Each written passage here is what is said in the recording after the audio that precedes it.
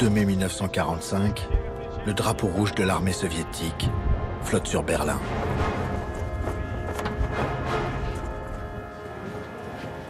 Le général allemand Helmut Wilding, chargé de défendre la ville, se rend. Il est interrogé par les Russes et leur raconte les derniers instants d'Hitler, allant jusqu'à le mimer. C'était une ruine. Il se tenait assis sur sa chaise, complètement écrasé. Ses mains tremblaient, comme ça, sur la carte. Il parlait d'une voix à peine audible. De temps en temps, de l'écume sortait de sa bouche.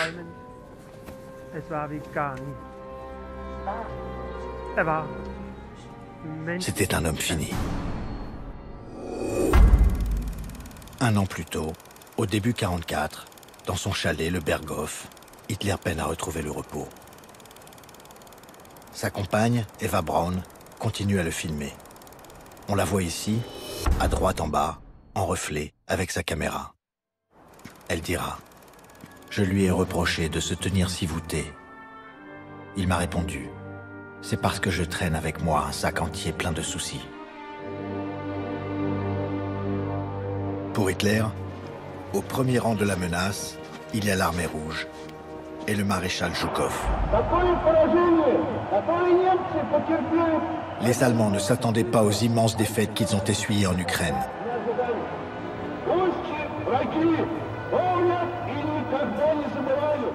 Que nos ennemis n'oublient pas que notre grand peuple soviétique est uni, comme jamais, autour du camarade Staline.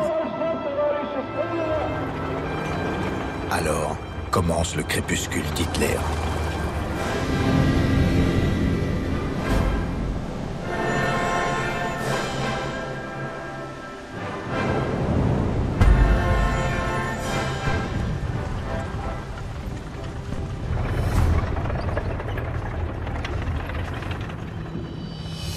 Les chars de Staline avancent, mais sont encore loin du Reich. Quand Hitler revient à son quartier général de la Tanière du Loup, il est furieux contre les généraux de l'armée qu'il juge responsables des défaites successives. Les généraux, eux, ont de plus en plus l'idée de renverser le Führer, qui conduit l'Allemagne au désastre. Comment Hitler va-t-il affronter le dernier acte de sa tragédie ? Sur l'ensemble du front, l'armée allemande est sur la défensive. Elle recule en Ukraine après sa terrible défaite de Tcherkassy. Depuis janvier 1944, 6 divisions de la Wehrmacht sont encerclées, comme à Stalingrad. Cette fois, les Allemands sont équipés pour l'hiver, mais ils sont 3 fois moins nombreux.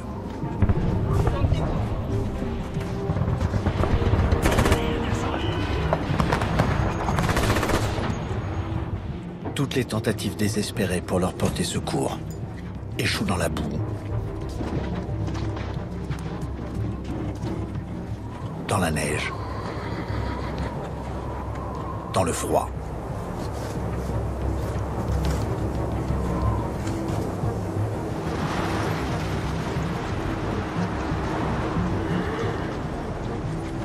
La moitié des assiégés réussit à s'échapper et laisse 30 000 morts, blessés, prisonniers et tout le matériel d'une armée.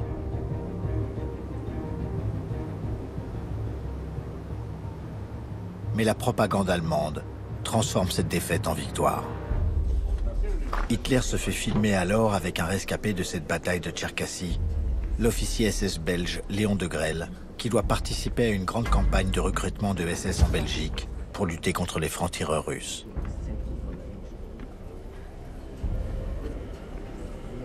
Hitler dit « Le terrorisme à l'Est a pris une importance qui n'est plus supportable. »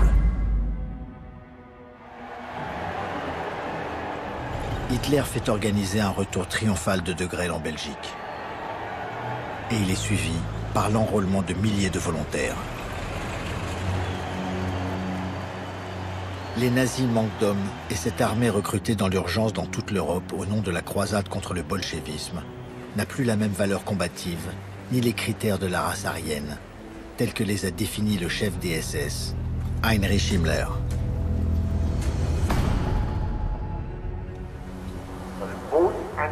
Au printemps 1944, ils sont 100 000 jeunes venus des pays baltes, 50 000 Roumains, 30 000 Serbes qui rejoignent les SS hongrois, hollandais, italiens, norvégiens et les 7 000 Français de la division Charlemagne. Image dérangeante de Français en uniforme allemand et de salut hitlérien aux soldats inconnus tombés pendant la guerre de 14-18 en combattant l'Allemagne. La plupart de ces SS sont envoyés en Russie où l'on gagne vite des médailles et où on meurt encore plus vite.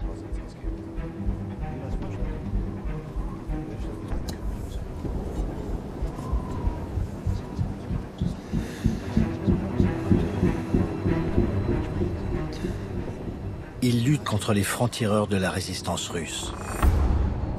Les partisans, souvent des soldats soviétiques échappés des encerclements et restés cachés derrière les lignes allemandes.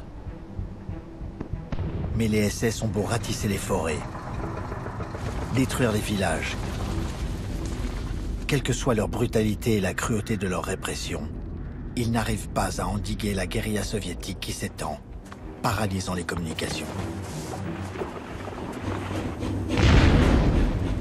3 ans après Barbarossa, l'invasion allemande, les partisans soviétiques sont 240 000 combattants clandestins dans les forêts de Russie.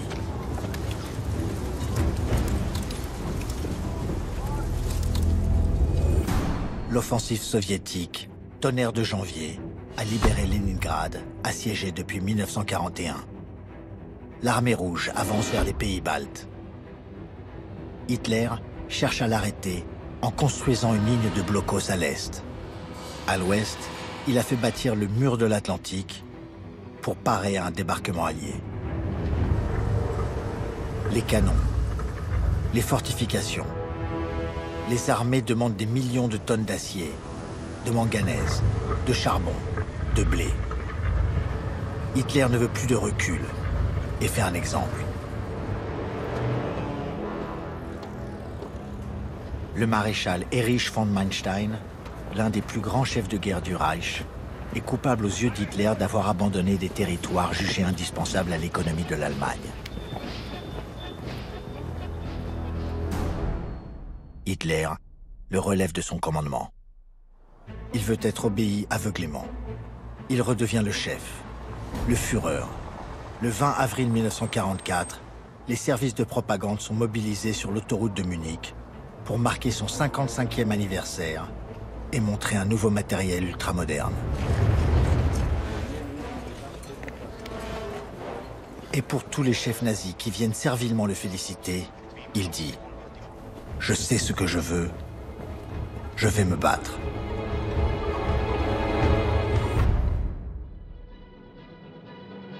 Après le traditionnel concert d'anniversaire à l'Opéra de Berlin, le ministre de la Propagande, Joseph Goebbels, fait appel au peuple allemand.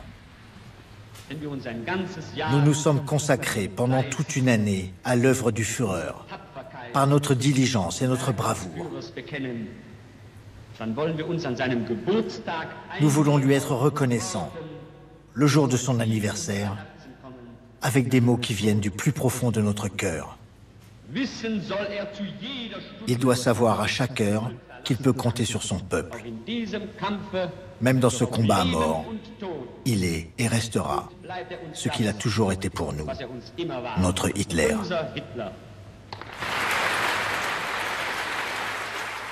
Et Goebbels fait célébrer l'anniversaire dans Berlin dévasté pour montrer que les bombardements alliés n'entament pas la détermination du Führer.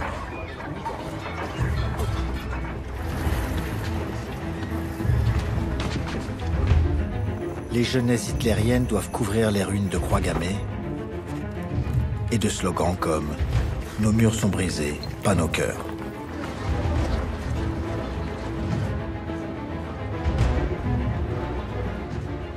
Göring, le boursouflé maréchal du Reich, chef de l'aviation, parade en décapotable au milieu du désastre alors qu'il avait promis solennellement qu'aucun avion ennemi ne pourrait jamais survoler le Reich. Pourtant, au printemps 1944, les bombardiers américains le jour et les Anglais la nuit attaquent l'Allemagne.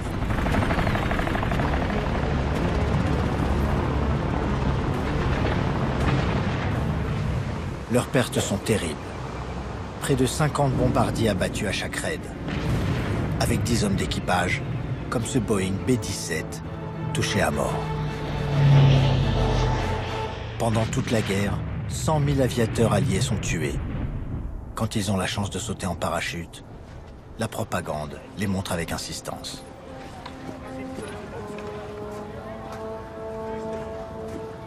« 27 000 pilotes de chasse allemands meurent sans pouvoir empêcher la terrible punition de leur pays. »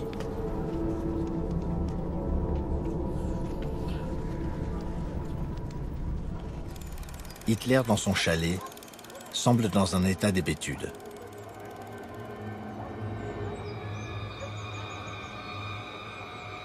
Que peut penser son entourage quand il commence à dire « Si le peuple allemand est trop faible pour affronter l'épreuve de l'histoire, c'est qu'il est mûr pour sa destruction. » Mais pour le premier cercle des intimes, au Berghof, Hitler a toujours été favorisé, comme il le dit, par la Providence.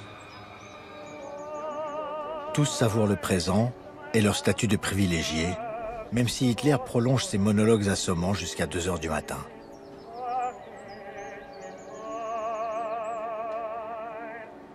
Maria von Below, l'épouse de son aide de camp, dira « Il y avait des moments ennuyeux, mais comment oublier à quel point nous avons été heureux ?» Hitler ressasse ses heures de gloire. Il dit « C'est dans le calme majestueux des montagnes que j'ai pris mes meilleures décisions. J'ai l'impression de planer, au-dessus de la misère, au-dessus des épreuves de mon peuple.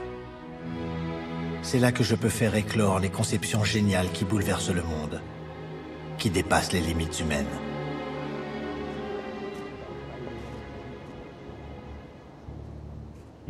Hitler sait bien qu'il est en difficulté, mais il ne s'écarte pas de son grand dessein, anéantir le peuple juif. Himmler vient présenter à Hitler le rapport de son adjoint, le SS Adolf Eichmann, qui dit « Dans nos différents camps, environ 4 millions de Juifs ont déjà été tués. » Une grande voix de la Shoah, Edith Bruck, hongroise déportée ici à Auschwitz, dans l'une de ses baraques, témoigne. Chaque jour, à chaque heure, chaque minute, on mourait, l'une par sélection, une autre à l'appel, une autre de faim, une autre de maladie et une autre suicidée, foudroyée par le courant du fil barbelé, restant longtemps accrochée comme le Christ en croix.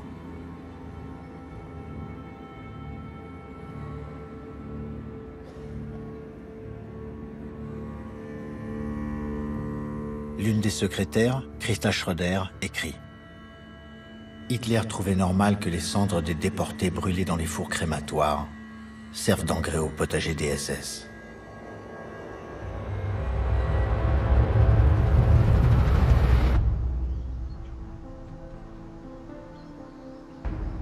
Bien loin de toutes ces horreurs, Eva Braun s'entoure des enfants qu'Hitler n'a pas voulu.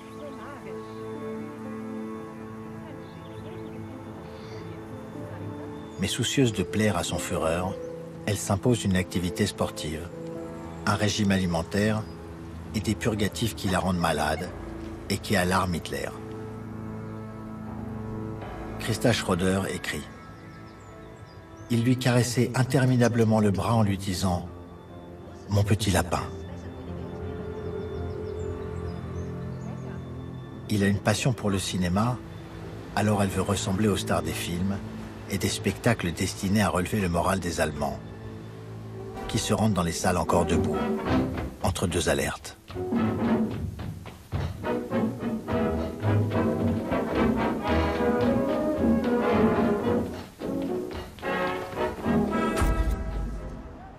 Hitler aussi joue la comédie pour la caméra d'Eva Braun. Et voilà la prise de vue. qui prolongent la légende, mais ceux qui le rencontrent ne sont pas dupes. Ces pilotes fameux qui ont eu la chance de revenir de l'enfer russe viennent d'être décorés par le Führer. L'un d'eux racontera avoir eu le sentiment d'être face à un fou quand il a entendu Hitler marteler « L'Allemagne sera une puissance mondiale, ou ne sera pas ».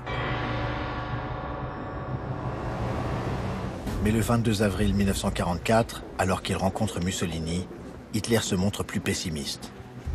Il ne lui cache pas la situation catastrophique à l'Est et l'échec des sous-marins dans l'Atlantique. Mussolini écrira « Nous sombrons tous dans le même naufrage ». Et Hitler se plaint que la guerre en Italie fixe des divisions qui manquent en Russie. Mais que peut faire Mussolini avec ces derniers soldats fascistes, harcelés par les partisans italiens?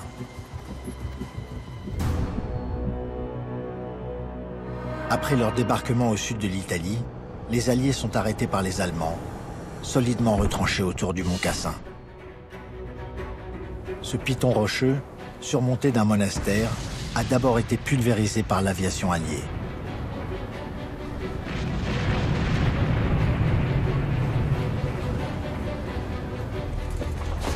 Les parachutistes allemands ont occupé les ruines, les transformant en forteresses.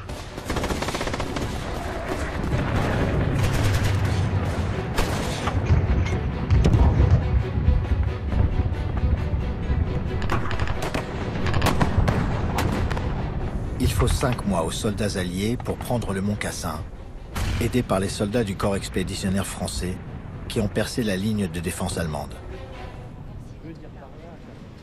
Le général de Gaulle, l'un des plus farouches opposants à Hitler, le chef de la France combattante, vient montrer qu'elle est de retour dans la guerre avec ses hommes venus de l'Afrique du Nord, alors française, équipés de matériel, d'armes et d'uniformes américains ou britanniques.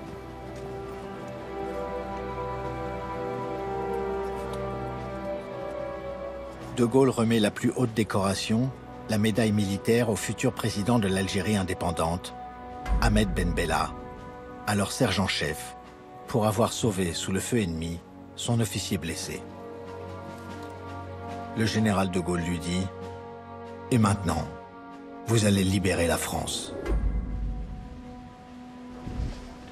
Cette armée, composée aussi de Français libres, de pieds noirs et de troupes venues d'Afrique, s'entraîne en Algérie pour débarquer dans le sud de la France, à l'été 44. En Angleterre, une autre armée de près de 2 millions d'hommes et de femmes venus d'Amérique et de l'Empire britannique se prépare. 200 000 vont embarquer pour le jour J.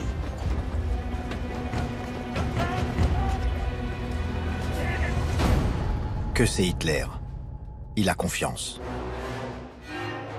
Pour lui, le mur de l'Atlantique doit empêcher les Alliés de débarquer. Il dit « Ils ont 80 divisions prêtes pour l'invasion. Il nous faut plus de lance-flammes, surtout en défense. Le lance-flammes est une des choses les plus terrifiantes. Ça foutra les jetons à l'infanterie ennemie avant le combat au corps à corps. Ils perdront leur cran quand ils verront qu'ils sont encerclés de lance-flammes. Partout il doit y avoir des lance-flammes. » Mais l'ordre du jour, le 3 juin 44, 72 heures avant le débarquement allié, c'est le mariage de la sœur d'Eva Braun, Gretel, avec le général SS Hermann Fegelein. Fegelein est responsable de massacres de Juifs sur le front de l'Est. Blessé dans la répression des partisans, il est devenu officier de liaison de Himmler auprès d'Hitler et, opportuniste, il a séduit Gretel Braun. Himmler, l'homme le plus redouté d'Allemagne, célèbre le mariage en offrant aux mariés le vin, le pain et le sel, selon la vieille tradition païenne germanique.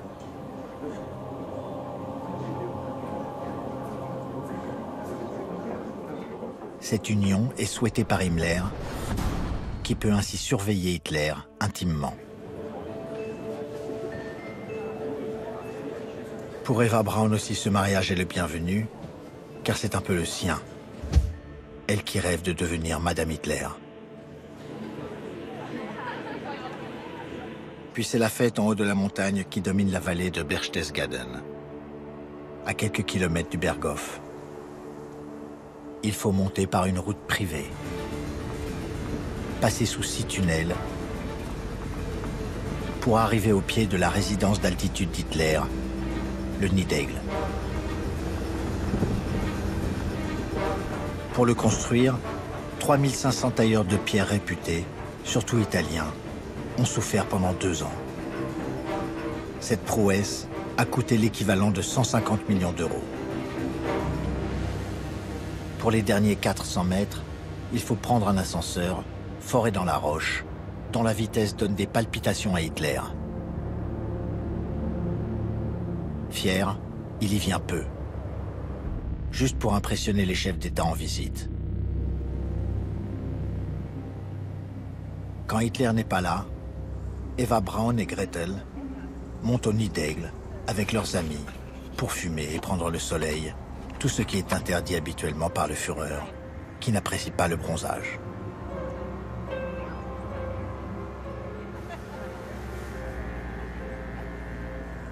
Eva Braun invite souvent ses parents, Franziska et Friedrich Braun, un professeur catholique qui aurait préféré qu'Eva soit mariée, mais profite des avantages de la situation.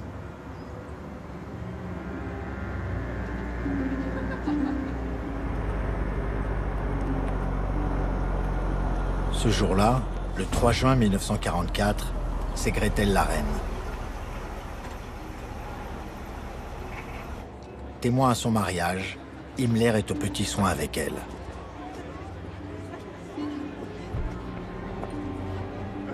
Tous s'engouffrent dans le grand ascenseur.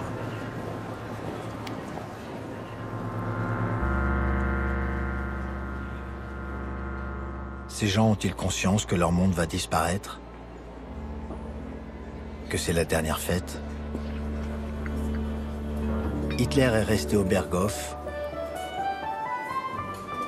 Il n'est pas là pour interdire l'alcool. Et il déteste la fête. Il ne sait pas danser. Les SS ont fourni l'orchestre. Eva Braun ouvre le bal avec celui qui est désormais son beau-frère. La fête dure 3 jours. Et le matin du 3e jour, les Alliés débarquent en France à 6h30, le 6 juin 1944.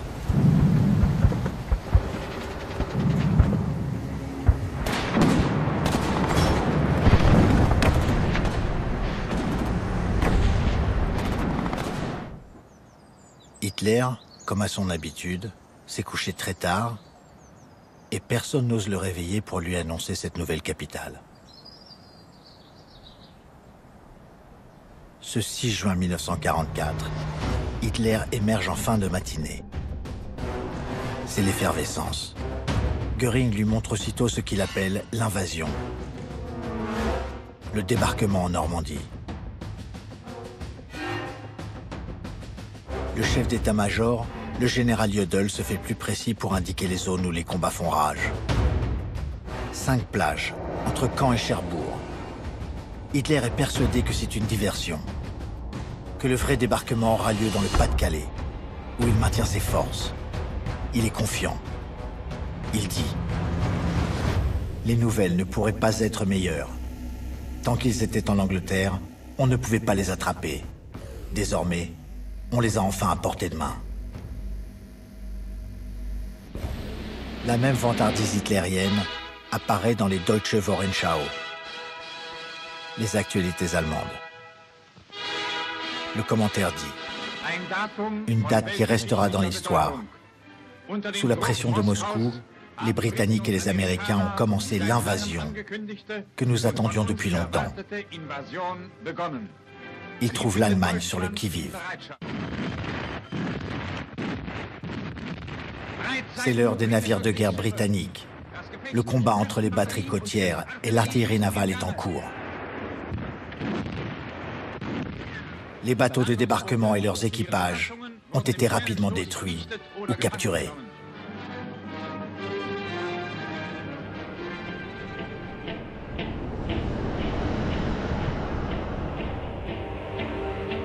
Les actualités allemandes montrent encore pendant quelques jours le matériel allié détruit, des prisonniers américains.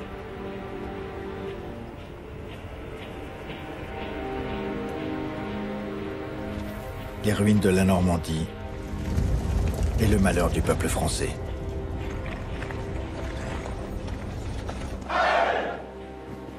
Mais Hitler, qui ne se montre plus que pour les funérailles de ses héros morts au combat, est obligé d'admettre que les Américains avancent de 30 km par jour. Alors, une semaine après le débarquement, le 13 juin 1944, le Führer dévoile sa première arme secrète. Les bombes volantes V1.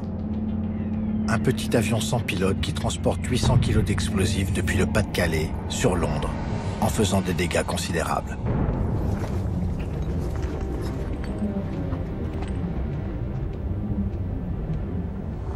Au même moment, le 22 juin 1944, coordonnés avec les Alliés, les Russes lancent leur plus grande offensive de la guerre.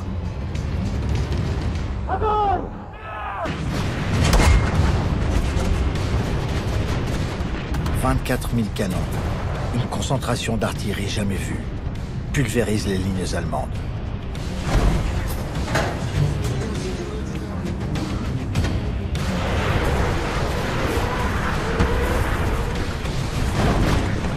« 2 millions de soldats russes, avec 4 000 blindés, enfoncent le front.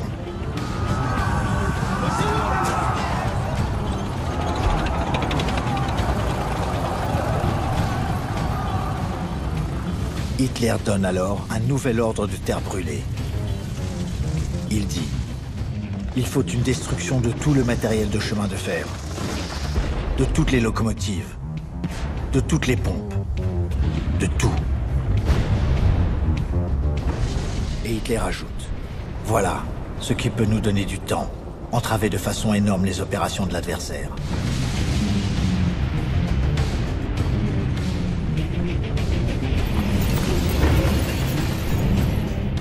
Alors commence la retraite de la glorieuse Wehrmacht. 400 000 soldats d'Hitler sont tués, blessés ou prisonniers. C'est la plus grande défaite de l'histoire de l'armée allemande. Le Führer va-t-il continuer la lutte? Le front se rapproche dangereusement de la tanière du Loup, le quartier général avancé d'Hitler. Le 20 juillet 1944, dans une salle de réunion, Hitler et son état-major font le point de la situation difficile.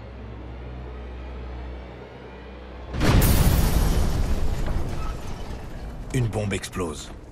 C'est l'un des officiers présents, le colonel von Stauffenberg, qui a posé une charge de plastique, tuant ou blessant une vingtaine de personnes. Mais pas Hitler. Pourtant, c'est le pire des 7 attentats et 10 tentatives contre lui. Et seulement quelques heures plus tard, sous la pluie et sa cape qui cache ses blessures, il vient chercher Mussolini, qu'il est heureux de revoir, vivant. Il lui dit « On vient de lancer contre moi une machine infernale. » Hitler enregistre un discours. Lui qui combat les religions, il remercie le ciel. «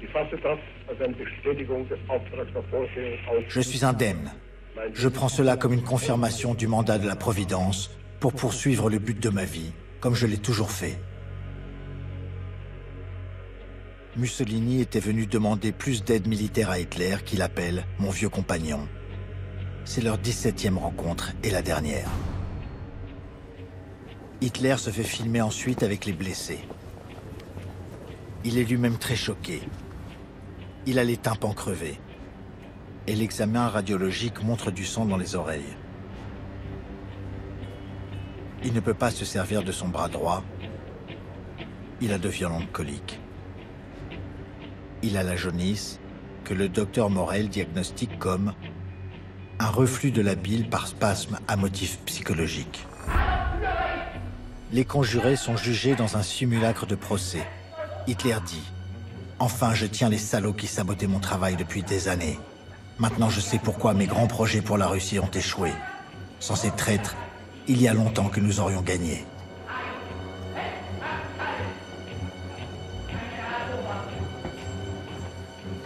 Sur l'ordre d'Hitler, les principaux accusés, après avoir été horriblement torturés, sont pendus à des crocs de boucher avec du fil électrique pour prolonger la souffrance de l'étranglement.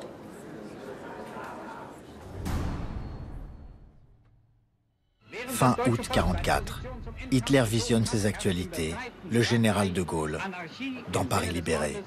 Le commentaire souligne l'anarchie qui règne après le départ des Allemands.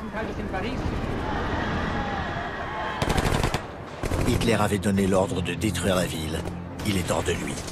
Il crie. Paris brûle-t-il? Le gouverneur militaire allemand, Choltitz, n'a pas exécuté cet ordre parce qu'il n'en avait pas les moyens.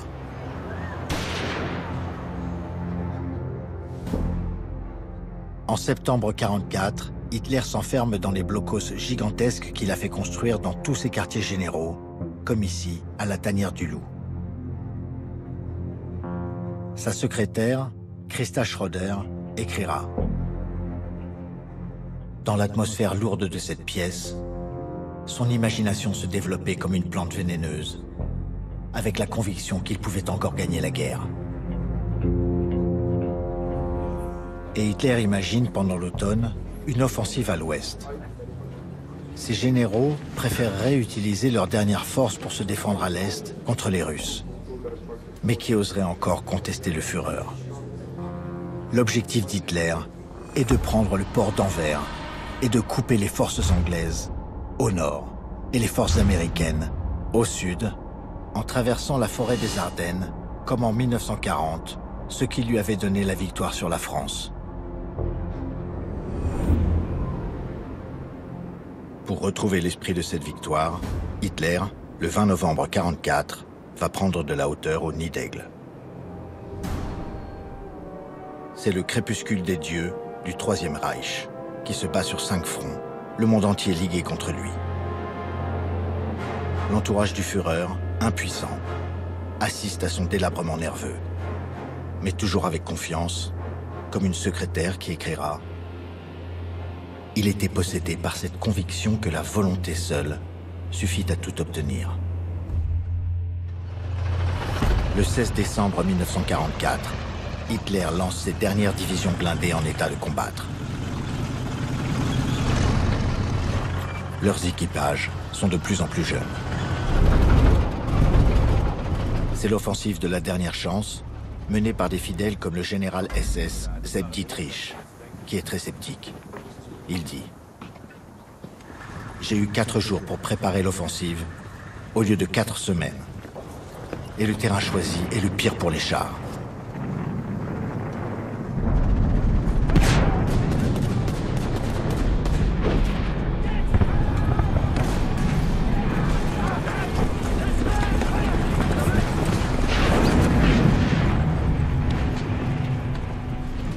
La nouvelle de cette attaque inattendue des Allemands crée une panique de Bruxelles à Paris, libérée 4 mois plus tôt. L'exode recommence avec cette phrase partout répétée. « Ils reviennent, ils reviennent ».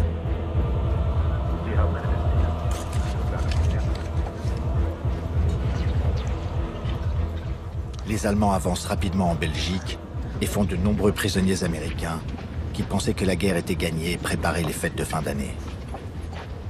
Ils sont filmés avec une insistance raciste par la propagande de Goebbels.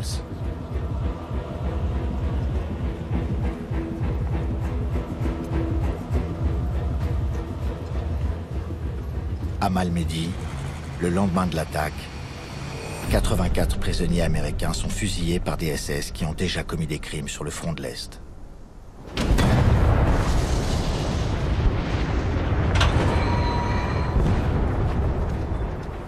Mais les Allemands n'iront pas beaucoup plus loin. Bloqués par le manque de carburant, par les chasseurs de l'aviation alliés, et les chars, l'artillerie, la détermination des hommes du général Patton, avec 80 000 pertes.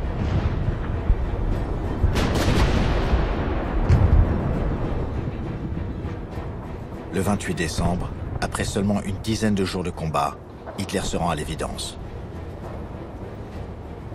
La bataille des Ardennes est perdue. Elle lui a coûté 100 000 tués, blessés ou prisonniers. À l'est, l'armée rouge se lance à l'assaut de Berlin, à 500 km, à travers la Pologne. Les chars de Rokossovski, Zhukov et Koniev se rapprochent de la frontière du Reich. Les Russes se heurtent à une résistance allemande désespérée.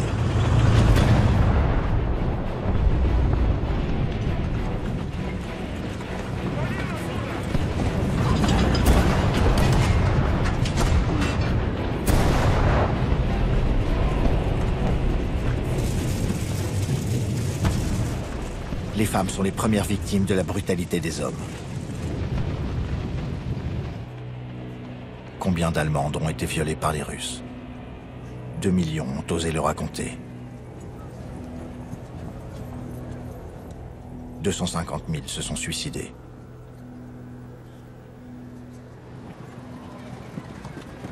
Les dernières actualités allemandes font parler les femmes pour galvaniser la résistance. Ils n'ont même pas épargné ma mère de 60 ans. Ils l'ont violée bestialement. Et vous aussi, demande un journaliste? Oui, ma sœur et ma mère, elles ont été maltraitées, de manière bestiale et animale.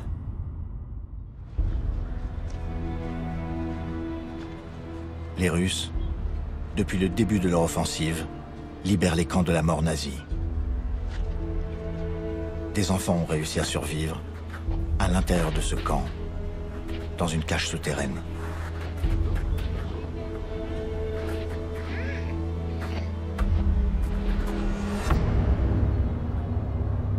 Ils sont entourés de milliers de cadavres. Devant l'avance soviétique, Himmler a ordonné de détruire les preuves de l'entreprise d'extermination, mais de conserver la main-d'œuvre esclave en transférant les déportés dans des camps à l'intérieur de l'Allemagne. Ce sera la marche de la mort qu'Edith Bruck a vécue. Elle écrit: la marche infinie se poursuivit en semant en route les cadavres. Les habitants, dès qu'ils nous apercevaient, nous fuyaient comme des pestiférés. Il ne nous restait plus qu'à nous nourrir de déchets et d'écorces des arbres.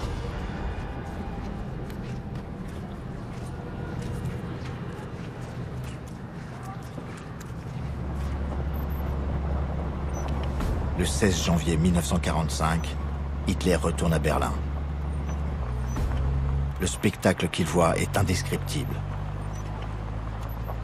La ville est dévastée par les bombardements qui ont fait 1 million de sans-abri. Alors Hitler se réfugie dans son bunker, enterré sous les jardins et la salle de bal de la nouvelle chancellerie. L'entrée est marquée par 2 tours de ventilation, reliées à des groupes électrogènes. La première partie, à droite, abrite les gardes et le personnel. Celle de gauche est réservée à Hitler. C'est le Führerbunker, avec 20 petites pièces. L'escalier débouche à 10 mètres sous terre, sur un corridor, avec des toilettes communes et les douches. Il est bien entendu interdit de fumer.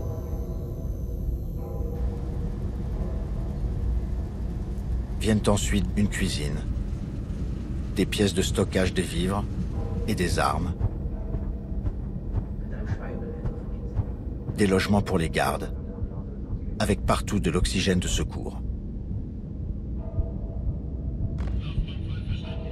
Des communications perfectionnées, à côté du cabinet médical où le fameux docteur Morel continue à injecter à Hitler tous les médicaments qu'il peut encore trouver et soigne maintenant ce qu'il estime être la maladie de Parkinson du Führer. Goebbels et sa femme, Magda, dorment avec leurs 6 enfants, qu'ils tueront le dernier jour avant de se suicider.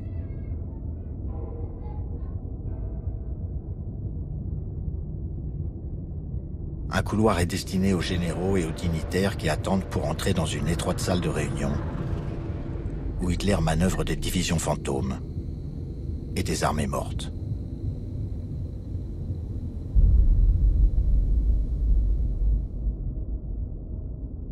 le bureau de l'indispensable Bormann à côté du salon d'Hitler, avec le célèbre tableau de Frédéric le Grand, dont Gerda Christian, la secrétaire, dit « On avait toujours l'impression qu'il vous jugeait sévèrement de son regard immense.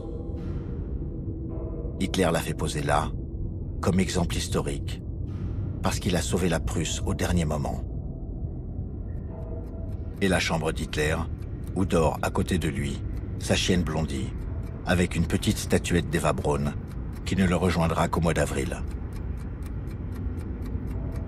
Elle aura sa chambre et son dressing, mais souffrira de l'odeur suffocante des toilettes, de la sueur, des bottes, de l'essence et du tabac, désormais autorisés par Hitler, comme l'alcool.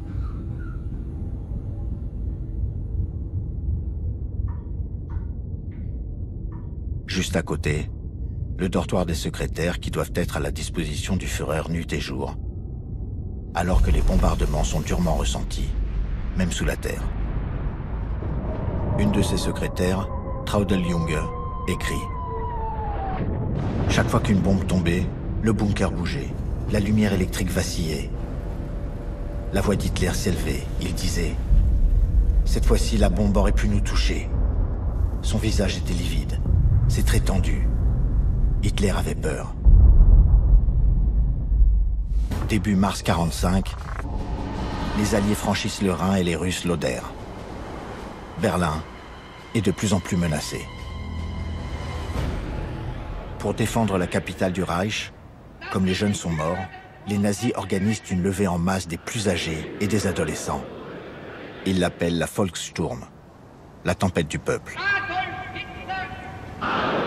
Ils doivent prêter serment au Führer et Goebbels tente de les galvaniser, mais il n'a même pas d'uniforme à leur donner. Juste une nouvelle arme miracle, le Panzerfaust. Un bazooka à un coup, jetable. Il faut s'approcher à 30 mètres pour avoir une chance de toucher un monstre blindé russe. Un suicide. Et les nazis jettent dans le brasier les jeunes fanatiques de la Hitlerjugend. Hitler sort du bunker le 20 mars 1945 pour décorer des enfants soldats. Il prend ce risque, entre deux alertes, pour montrer au monde qu'il est toujours là. Hitler dit « Tu as déjà été blessé, mon garçon ?»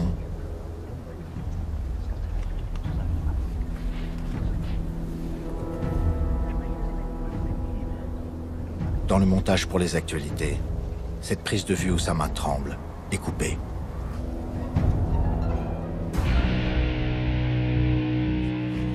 Refluant de l'Est glacé, les réfugiés allemands sont maintenant des millions.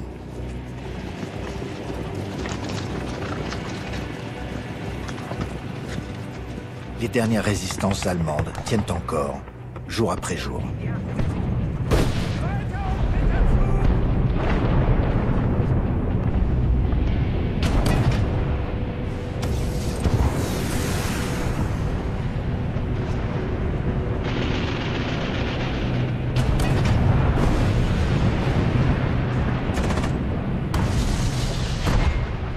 Le 20 avril 1945, Hitler a 56 ans.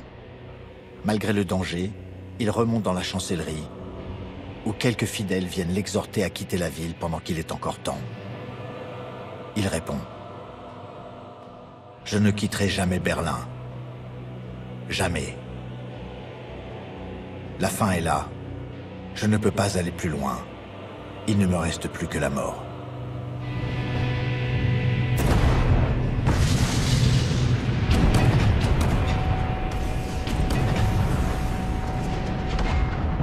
Le 23 avril, alors que les armées de Zhukov et de Koniev progressent dans la capitale, Eva Braun réussit à faire passer une dernière lettre à sa sœur Gretel. Elle écrit « Chaque jour, chaque heure, nous attendons la fin. Mais il n'est pas question pour nous de tomber vivants entre les mains ennemies. »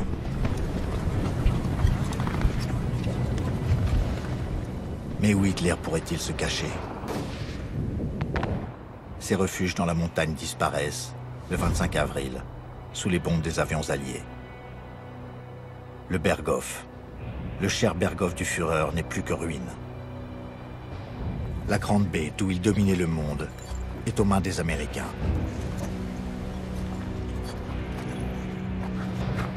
Et les soldats français de la 2e division blindée occupent le Nid d'Aigle.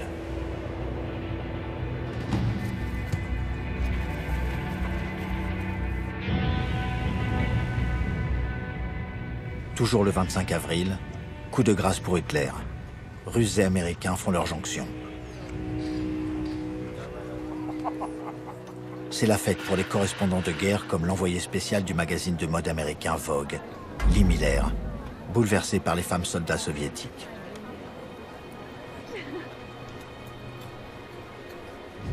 Un autre célèbre reporter de l'armée rouge, Roman Carmen, filme alors Berlin, complètement encerclé, où les Russes avancent.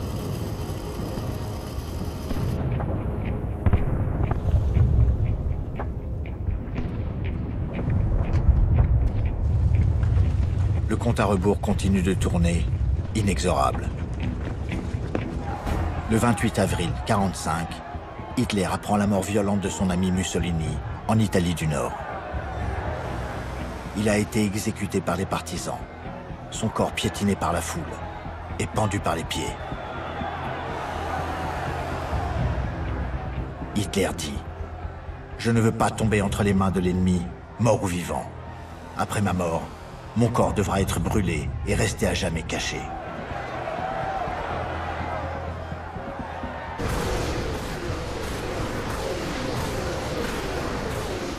À Berlin, la nuit du 28 au 29 avril, Hitler réussit à faire traîner dans son bunker un employé d'état civil terrorisé pour pouvoir épouser légalement Eva Braun, ce qu'elle a toujours voulu.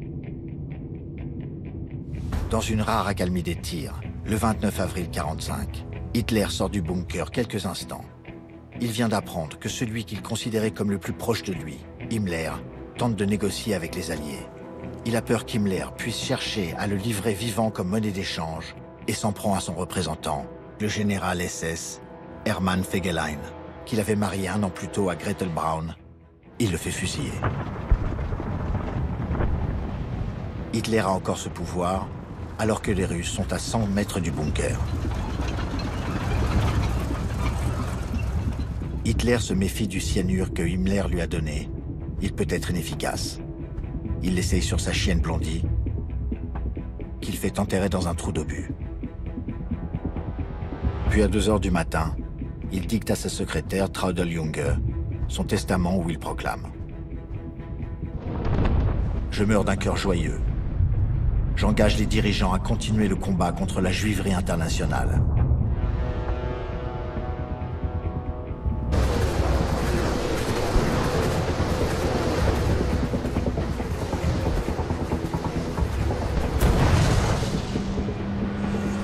Le 30 avril 1945, les Russes sont à la porte de Brandebourg. Le général Weiding annonce à Hitler qu'il n'y a plus d'espoir. Hitler donne le dernier ordre de sa vie à tous ceux qui sont encore avec lui. Il dit « Tentez une sortie du bunker et continuez le combat dans les bois. » Hitler s'est tiré une balle dans la tête à 15h30. Eva Braun a choisi le cyanure. Elle avait dit à une secrétaire « Je préfère le poison. Je veux faire un beau cadavre. » Devant l'entrée du bunker, les Russes découvrent les jerrycans d'essence qui ont servi à brûler les corps d'Hitler et d'Eva Braun, ainsi que partiellement ceux des Goebbels, identifiés par le SS Linge, le valet d'Hitler.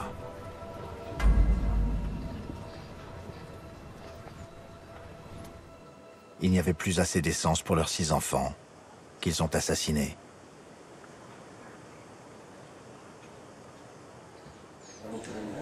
Staline fera longtemps circuler pendant la guerre froide la rumeur d'une évasion d'Hitler, mais les dernières analyses prouvent, sans appel, qu'il est bien mort, comme Goebbels.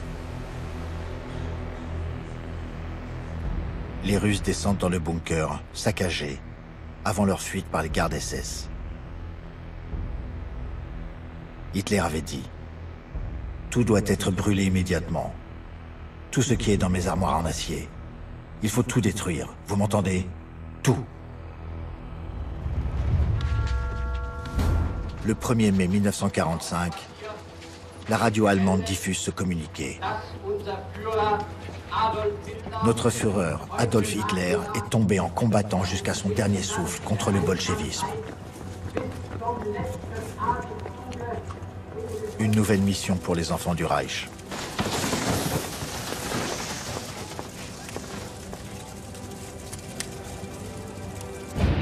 Le 3 mai 1945, le vainqueur d'Hitler, le maréchal soviétique Georgi Zhukov, se prépare à un grand moment. Entrer dans la chancellerie du Reich.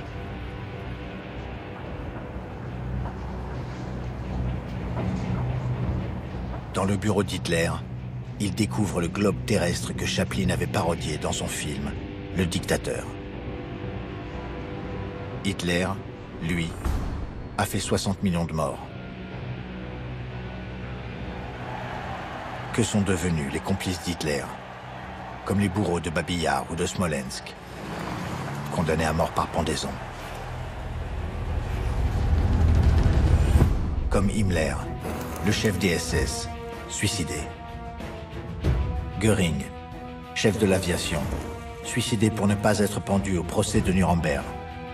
Ribbentrop, ministre des Affaires étrangères, condamné à mort par pendaison. Keitel, chef d'état-major, pendu. Son adjoint Jodl, pendu. Speer, ministre de l'Armement, 20 ans de prison. Le maréchal von Manstein, 18 ans de prison. Sepp Dietrich, général des SS, prison à perpétuité, mais vite libéré. Léon de Grelle, le SS belge, meurt en exil à Malaga à presque 90 ans. Les parents d'Eva Braun et sa sœur Gretel meurent dans leur lit, comme les secrétaires d'Hitler. Morel, médecin d'Hitler, meurt d'une crise cardiaque en 1948.